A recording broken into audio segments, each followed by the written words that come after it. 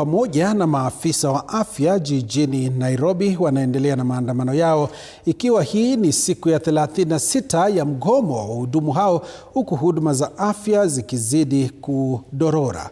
Wahudumu hao wameandamana hadi kwa Wizara ya Afya, wakiwa tayari na kalamu watakayompa Waziri Duale ili kutia sahihi mkataba wa makubaliano ya pamoja ya kurejea kazini. Maafisa hao wanadai malipo ya maafisa chini ya mpango wa Global Fund ambayo yamecheleweshwa kwa miezi 19, mikataba ya kudumu kwa wahudumu wa UHC na pia kuboreshwa kwa mazingira ya kazi.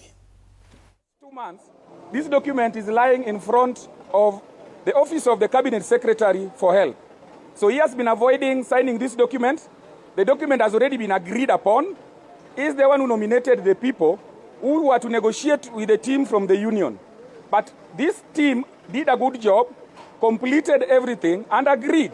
The contentious issue in that CBA was the risk allowance, enhanced risk allowance. This enhanced risk allowance had already been agreed upon. Remember, 5 years ago, the Cabinet Secretary for Health by then, Mutai Kagwe, offered us 15,000 risk allowance. That was an enhancement of close to 13,000. And he had already signed his part.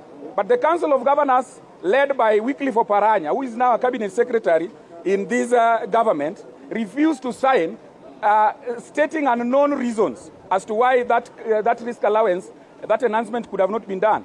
But we went to court, and court ordered us that we go back and agree within 90 days to have the CBA agreed upon, signed and registered in court.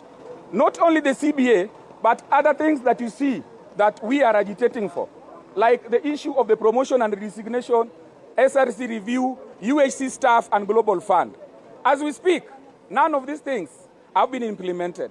We agreed and allowed both the Council of Governors and the Ministry of Health. We gave them 1 full year.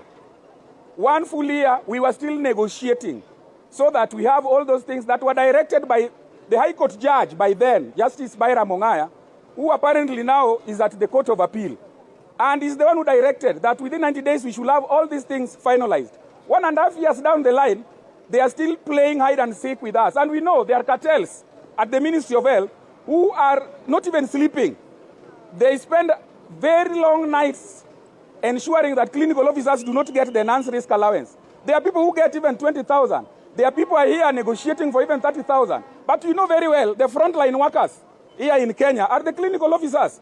And you are told, and it is a fact, and it is written, that any Kenyan who will visit any hospital in this Republic of Kenya, and not only in Kenya, Africa as a whole, the clinical officers, there is a likelihood, 90% chance, that you will see a clinical officer who will be seeing you, treating you, sending you to the lab, doing procedures and all those things.